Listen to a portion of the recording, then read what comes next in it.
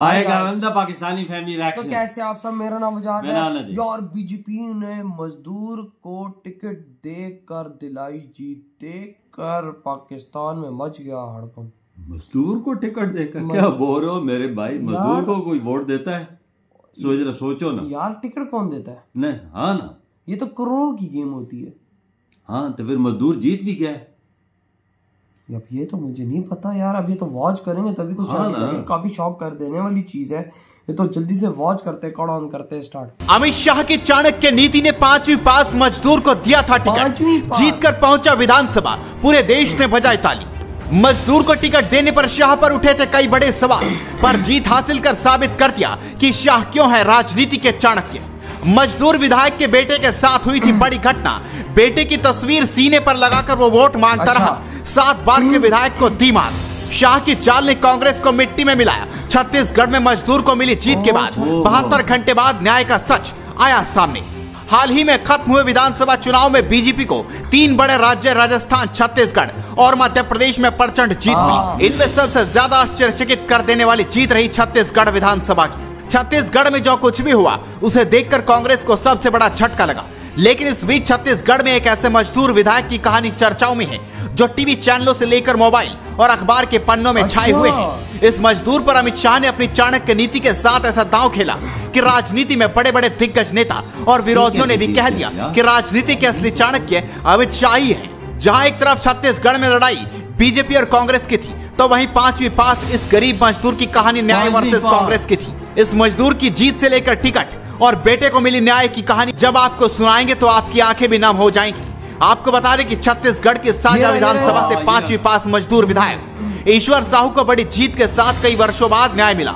कई वर्षों से बेटे की तस्वीर सीने पर लगाए न्याय मांगते रहे, लेकिन कांग्रेस की बघेल सरकार ने एक न सुनी। लेकिन इस बार न्याय दिला है अमित शाह ने, उन्हें टिकट देकर और विधानसभा पहुंचा।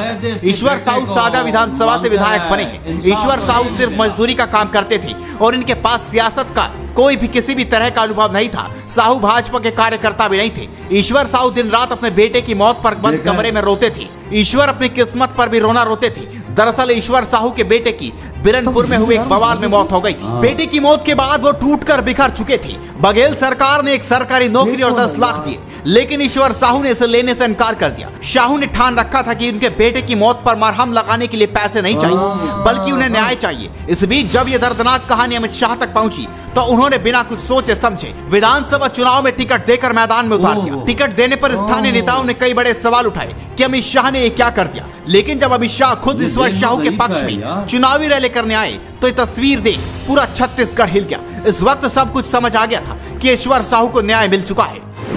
हमारे भाई ईश्वर साहू, अबे नाम भी ले रहे हैं इसका, एक प्रत्याशी नहीं है।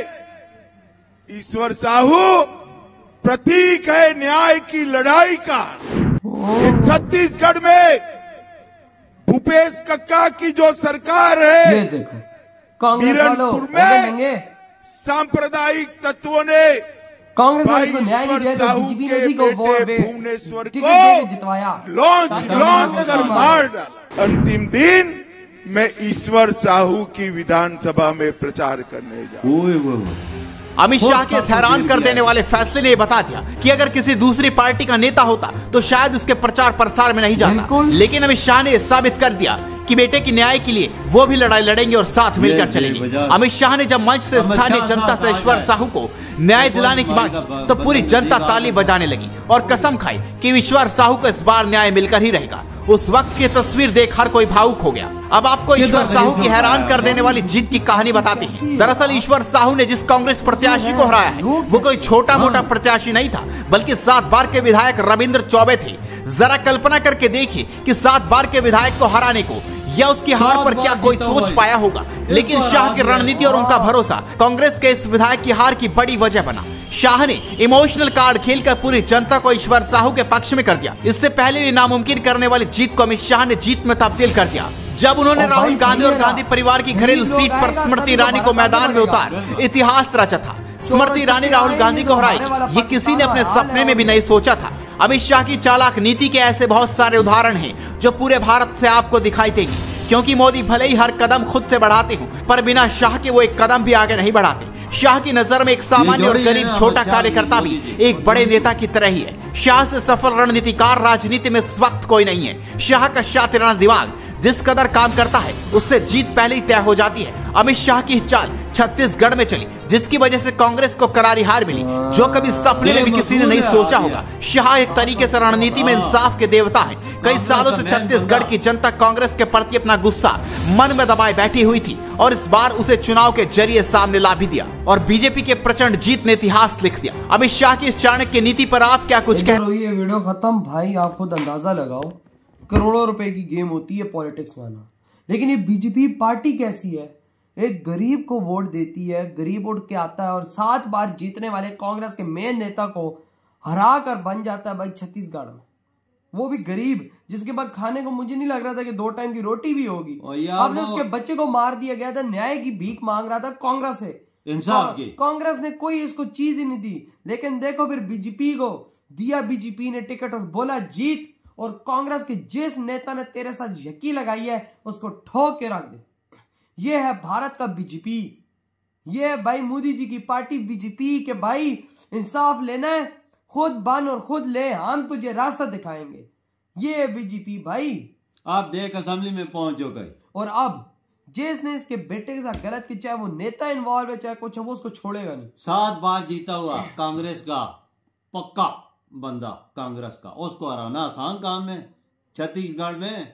लेकिन बाबा लोगों को भी पता लग गया ना, जिस पे ठप्पा लग जाए बीजेपी का, बिल्कुल यही है, जिस पे लग जाए बीजेपी का ठप्पा वो समझो जीत गई, वो जीत गया। साथ अमित शाह जी हो, बीजेपी नाम ही काफी है। हाँ। अमित शाह ने बोला ना यार, देखो अमित शाह जो बंदे हैं ना, ठीक है उन्होंने बात बिल्कुल सही बोली है कि भाई साहब गरीब है, देखो हौस उस तक पहुंची है भाई, इसके बेटे को इंसाफ नहीं मिल रहा और मिलेगा इसको, हम इसको टिकट दे रहे हैं, ये जीतेगा।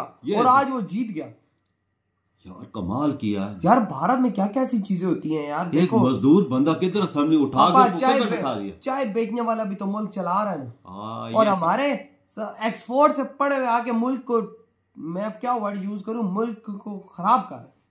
ये तुम्हारी बात ठीक, चाय बेचने वाले आज इंडिया को किधर ले गया, चाय बेचने वाला मुल्क को सुपर पावर बना रहा है, इधर एक्सपोर्ट के पड़े हुए मुल्क को डबो दिया, यही बोलेंगे और क्या बोल सकते। और वहां पे आज मजदूर को बनाया है। ये आज मैं पता नहीं हम हो ना हो इतनी जिंदगी, ये इस मजदूर के तुम देखना, ये मजदूर भारत के अंदर ऐसे ऐसे काम करेगा ना जो गरीबों का सहारा होगा। बिल्कुल, तो पूरी जिंदगी इसने अपने बच्चे के लिए भीख मांगता रहा कि इधर से इंसाफ मिले, पर कांग्रेस की हुकूमत में इंसाफ नहीं। पापा कांग्रेस का किसी नेता इन्वॉल्व होगा तब नहीं मिल रहा था, तभी नहीं मिल रहा था, बड़ा आता। अब देखो ये बड़ा पहुंची अमित शाह साहब तक, देखो किधर से टिकट दिया तो और किधर पहुंचा, आप इंसाफ मिलेगा। बिल्कुल, अमित शाह और बीजेपी पार्टी का ठप्पा जहां लग जाए ना, और मोदी जी का जहां ठप्पा लग जाए ना, वो बंदा मैं कहता हूँ अगर रोड पर बैठा हुआ तो वो जीते। एक बात और भी है, योगी जी, मोदी जी, अमित शाह तीनों हो, इनके पास कोई भी बंदा जाए, कोई भी इंसाफ की भीख मांगे, ये तीनों ना दे तो सवाल ही नहीं पैदा। वही ना, और मैं कहता हूँ ये जिसको टिकट दिया है,